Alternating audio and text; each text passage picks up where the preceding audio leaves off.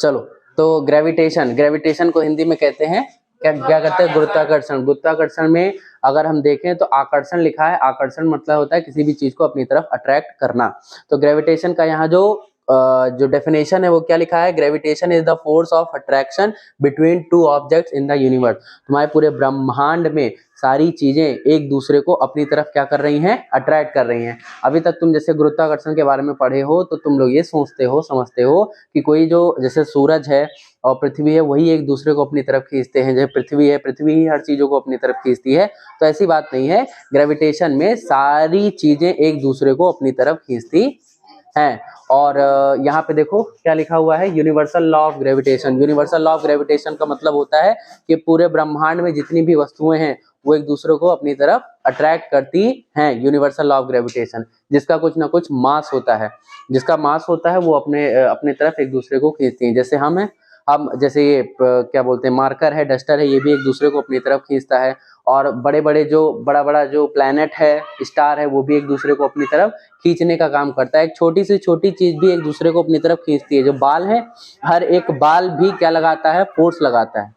क्या लगाता है भैया, फोर्स ऑफ ग्रेविटेशन। ठीक है, ग्रेविटेशनल फोर्स लगाता है। ग्रेविटेशन क्या है, एक टाइप का फोर्स ही तो है। और ग्रेविटेशनल फोर्स कैसा फोर्स है, ये नॉन कॉन्टेक्ट फोर्स है। यहाँ पे ध्यान दो, कैसा फोर्स है ये, हाँ ये नॉन कॉन्टेक्ट फोर्स है। नॉन कॉन्टेक्ट का मतलब क्या होता है, नॉन कॉन्टेक्ट का मतलब होता है, नॉन कॉन्टेक्ट फोर्स है और ये क्या करता है, ये हमेशा अट्रैक्ट करने का काम करता है, कभी भी अट्रैक्ट करने का ही काम करता है, कभी भी रिपेल नहीं करता है, अट्रैक्ट करने का काम करता है। अट्रैक्शन और रिपल्सन तो जानते ही होगे ना।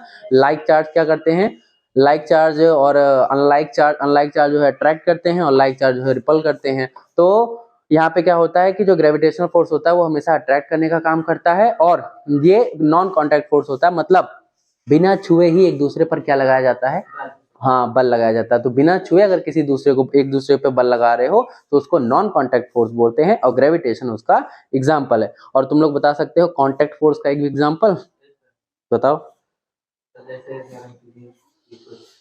हाँ, किसी भी चीज को छू के अगर उस पर हम बल लगा रहे हैं तो उसको कॉन्टैक्ट फोर्स कहते हैं। उसका कोई एक उदाहरण बताओ, मतलब उस टाइप का कोई फोर्स बताओ। तो एक है आपका फ्रिक्शन।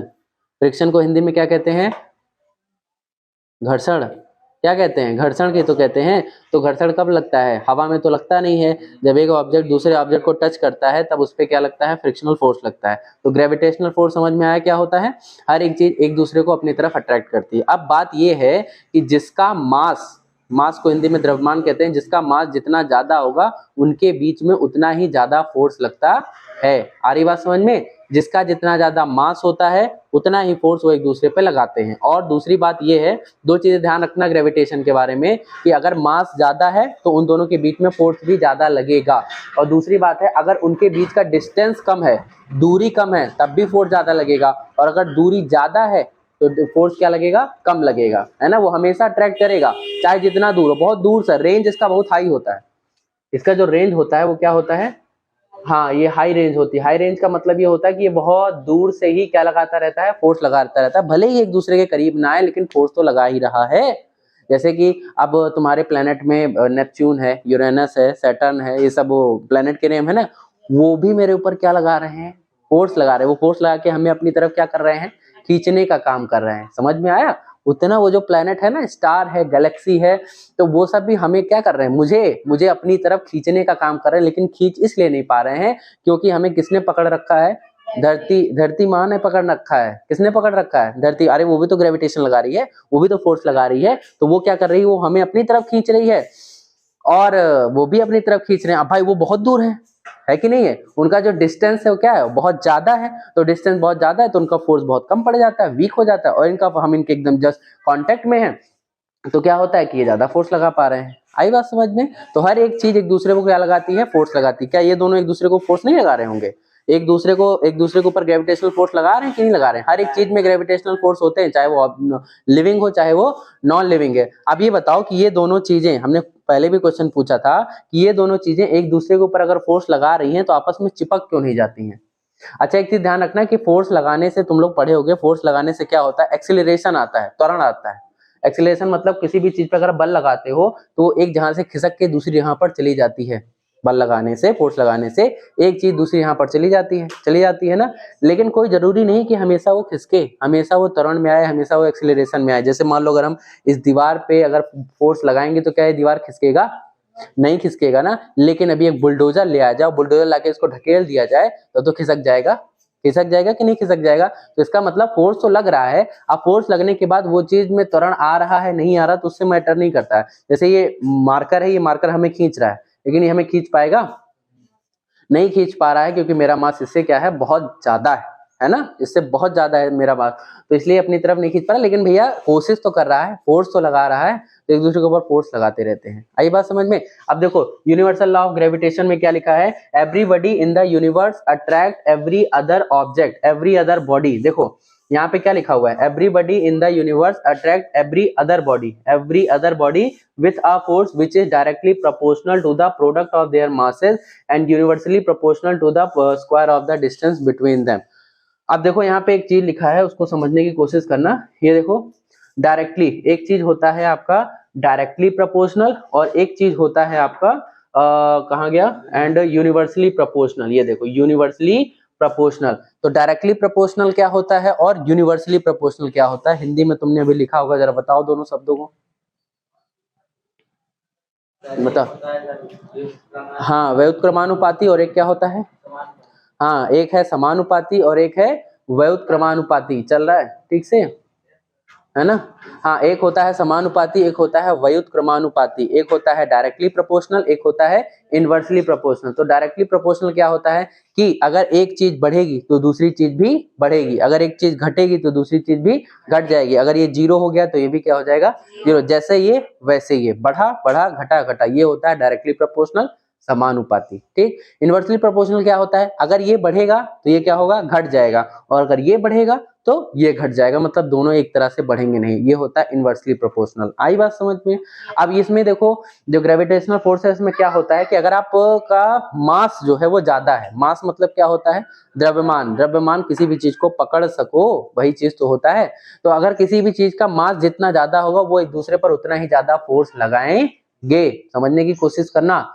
अगर किसी भी चीज का क्या ज्यादा है, किसी भी चीज का मास ज्यादा है तो वो उतना ही ज्यादा उस पर क्या लगाते हैं, फोर्स लगाते हैं। आई बात समझ में? जैसे कि कोई बड़ी गाड़ी है और दो बड़ी गाड़ियां हैं तो वो अपने बीच में उतना ही ज्यादा एक दूसरे को खींचने के लिए क्या लगाएंगी, फोर्स लगाएंगी। कौन सा फोर्स लगाएंगी? Gravitational force. कौन सा फोर्स? Gravitational force. जिसका जितना ज्यादा मास कम होगा वो उतना ही कम फोर्स लगा पाएंगे। समझ रहे हो ना बात को? अब देखो जैसे मान लो तुम जो है ऐसे बीच में खड़े हो जाओ और इधर से छोटा बच्चा और इधर से छोटा बच्चा दोनों तुम्हारे ऊपर क्या लगाएं, फोर्स लगाएं, तो उनका फोर्स तुम्हें कुछ जनाई देगा? क्यों नहीं जनाई देगा? क्योंकि वो उन दोनों का जो मास है, बेचारे छोटे छोटे तो हैं, वो तुम्हारे पर कितनी ताकत लगा पाएंगे।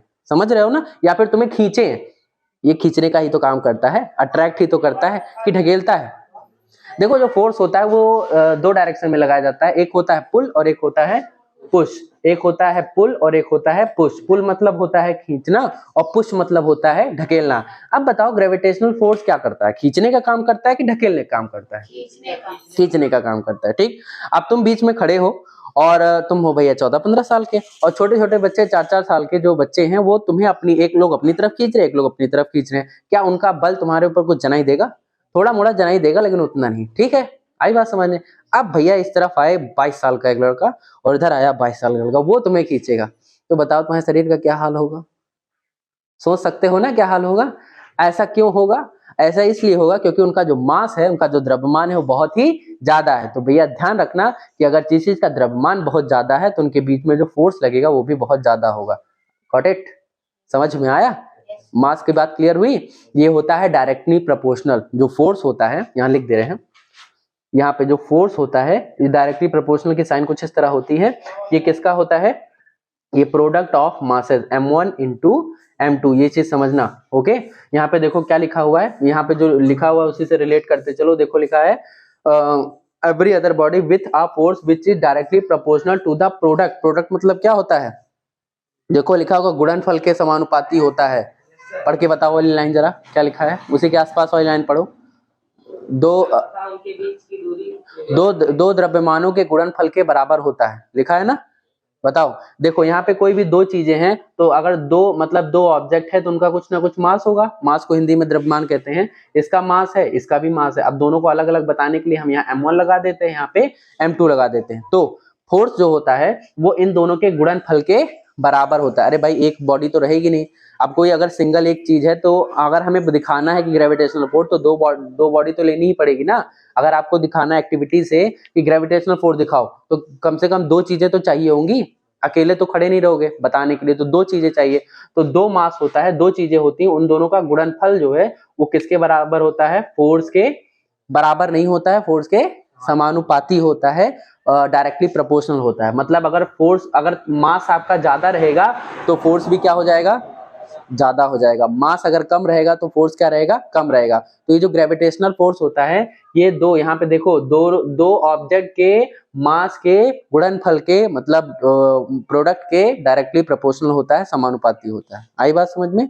बहुत सिंपल सी बात है, कोई दिक्कत तो नहीं। अब उसके बाद फिर क्या लिखा हुआ है? लिखा है universally proportional to the square of the distance between them. अब देखो कोई भी दो चीजें होती हैं, ये उसमें आ रहा है वीडियो में, ये वाला पार्ट आ रहा है कि नहीं आ रहा है? कहाँ तक आ रहा है? यहाँ तक आ रहा है पूरा?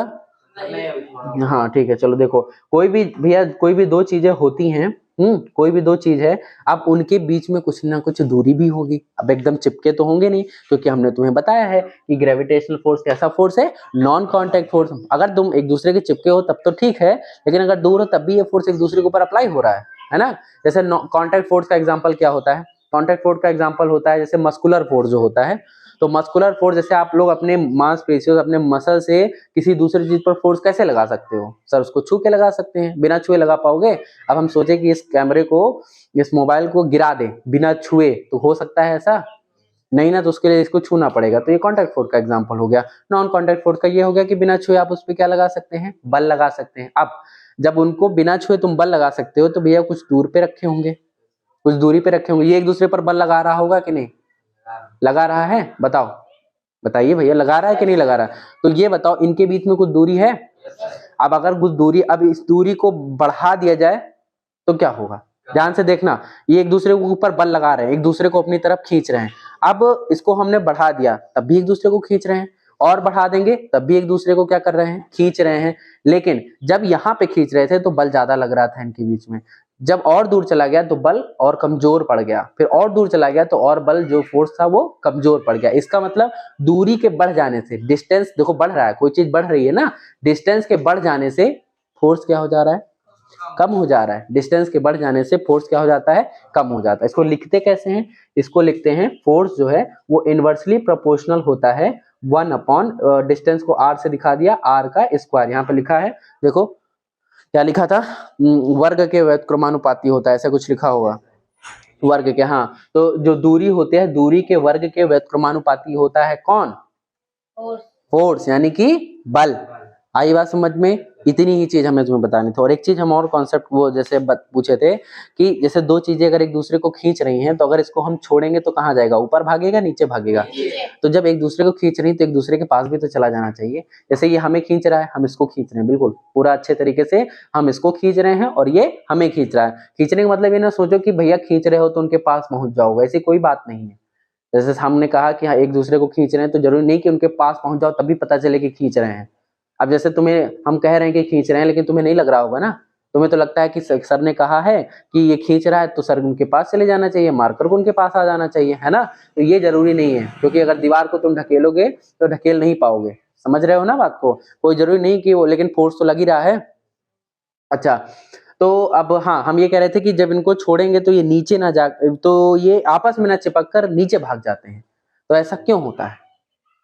ये आपस में ना चिपक कर, क्योंकि आपस में भी चिपकेंगे, ग्रेविटेशनल फोर्स लग रहा है, लेकिन आपस में ना चिपक कर नीचे जाएंगे। आपको पता है अगर छोड़ेंगे तो नीचे ही जाएंगे, एक दूसरे को नहीं चिपकाएंगे। बताओ ऐसा क्यों? और एक चीज ध्यान रखना, ग्रेविटेशनल फोर्स सबसे कमजोर होता है। सबसे कमजोर वाला जो कमजोर फोर्स होता है वो कौन सा होता है? Gravitational force. अब बताओ जो हम पूछ रहे हैं, बताओ ये नीचे क्यों नहीं जाते? ये नीचे ही क्यों जाते हैं, आपस में क्यों नहीं चिपकते? नहीं पता? हाँ बताओ। एक का मास कम है और एक का ज्यादा। तो उससे क्या हुआ? बराबर ले लें, बराबर मार्कर ले लें, तब चिपक जाएंगे। तो उसके पीछे का रीजन यही है कि उसके पीछे का रीजन यहाँ पे दिख रहा है। उसके पीछे का रीजन ये है कि मान लो तुम जो है एक आदमी हो, ये देखो तुम हो, और ये एक तुम बड़े से मैग्नेट पे खड़े हो। मैग्नेट मतलब क्या होता है? चुंबक। एक बड़े से चुंबक के ऊपर खड़े हो, और तुमने एक हाथ में एक चुंबक लेकर रखा है, दूसरे हाथ में दूसरा चुंबक ले रखा है। अब तुम इन चुंबक को छोड़ो, क्योंकि आपस में भी चिपकेंगे। चुंबक चुंबक चिपकता है कि नहीं चिपकता है? अब आपस में भी चिपकेंगे और नीचे भी चुंबक है, नीचे भी चिपकेंगे। तो बताओ ये कहाँ जाएंगे? नीचे जाएंगे कि आपस में जाएंगे? नीचे जाएंगे, क्योंकि नीचे तो उनका बाप बैठा है ना। चुंबक का क्या बैठा है? चुंबक का बाप बैठा है, तो वो उनके साथ चिपकेंगे ना, आपस में थोड़े ना चिपकेंगे।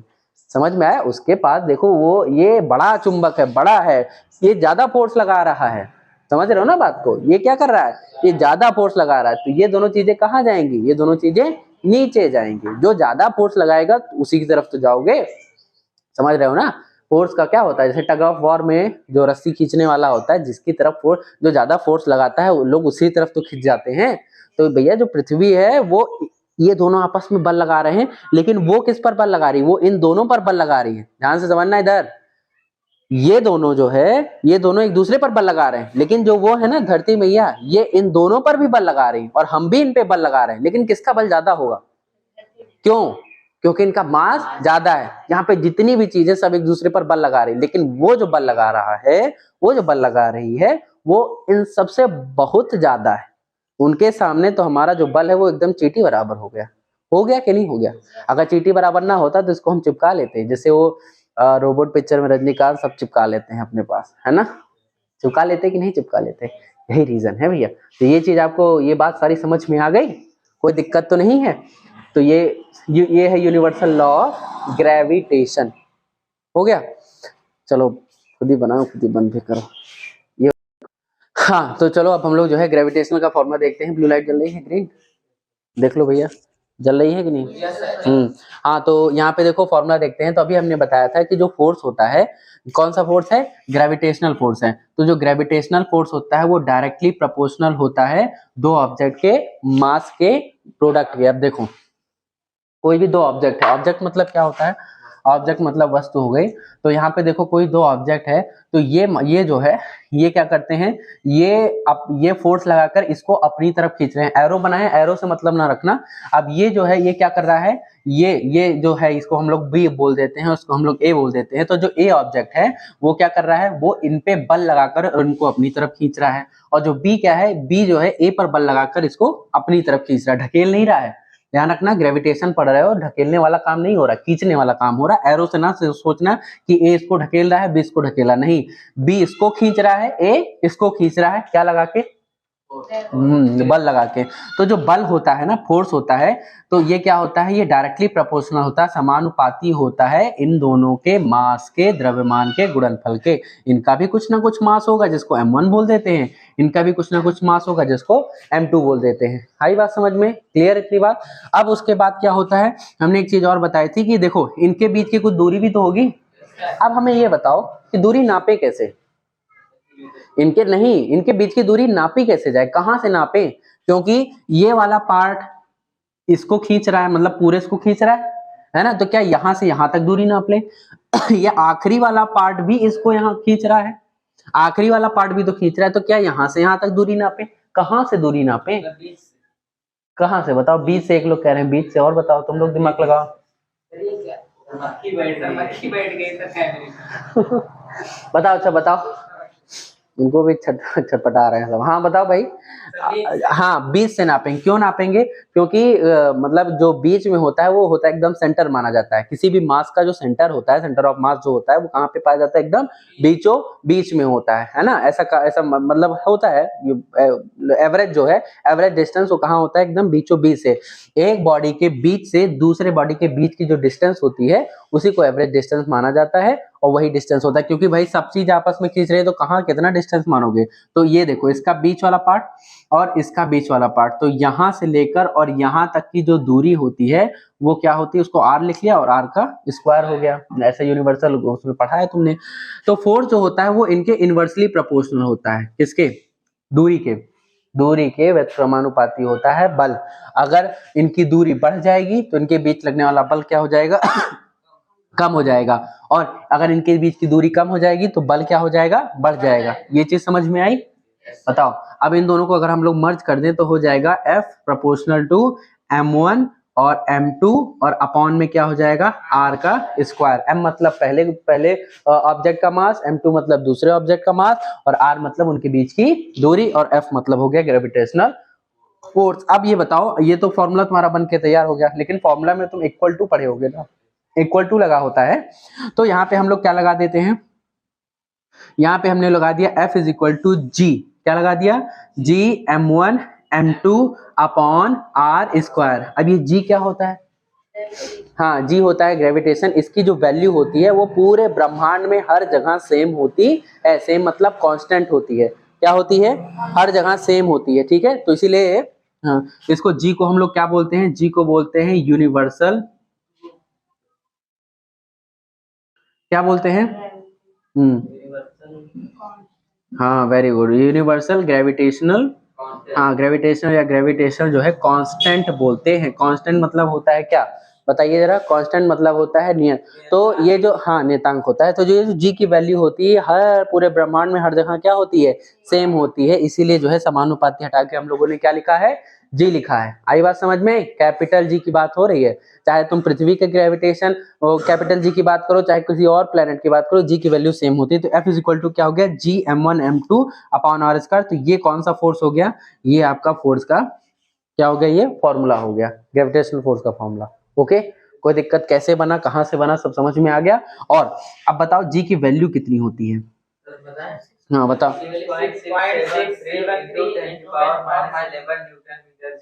पर केजी स्क्वायर।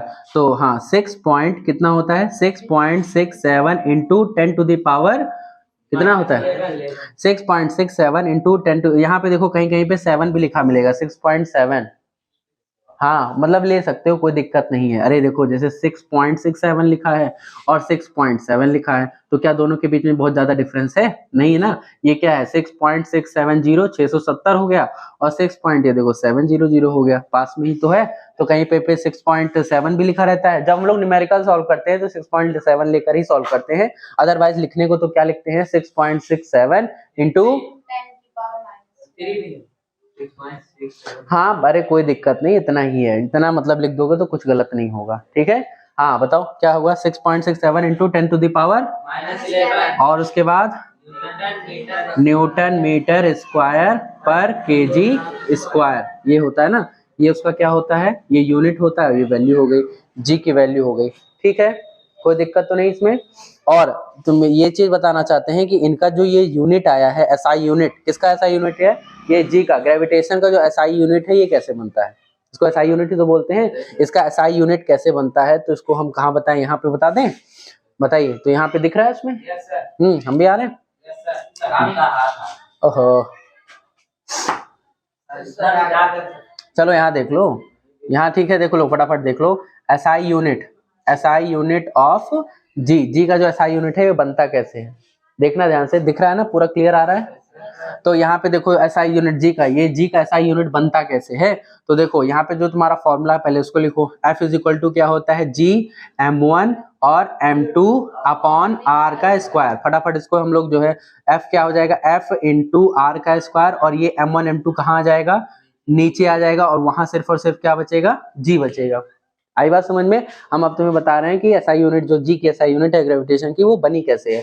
तो F इज इक्वल टू जी, ये तो फॉर्मूला होता है, तो जी को यहाँ छोड़ के बाकी सब उधर लेकर चले गए। अब ये बताओ कि फोर्स का एसआई यूनिट क्या होता है, हाँ न्यूटन होता है। यहाँ पे हो गया ये आपका फोर्स का ऐसा यूनिट होता है न्यूटन मल्टीप्लाई आर, आर मतलब क्या था, दोनों के बीच की दूरी, डिस्टेंस, डिस्टेंस का ऐसा यूनिट क्या होता है, मीटर होता है, ऐसा यूनिट क्या होता है मीटर, उस पे स्क्वायर लगा है तो उस पे भी स्क्वायर हो गया, अपॉन ये क्या है मास, मास मतलब द्रव्यमान, इसके ऐसा यूनिट क्या होती है किलोग्राम, भार कैसे नापते हो, किलोग्राम ना, तो यहाँ पे इसका केजी और फिर मल्टीप्लाई ये भी केजी हो जाएगा, बराबर यहाँ पे जी, तो क्या हो गया newton metre square upon KG का square, that is the SI unit of gravitation. आई बात समझ में। तो this is the formula and this is the SI unit of gravitation. कोई दिक्कत, चलो नोट करो।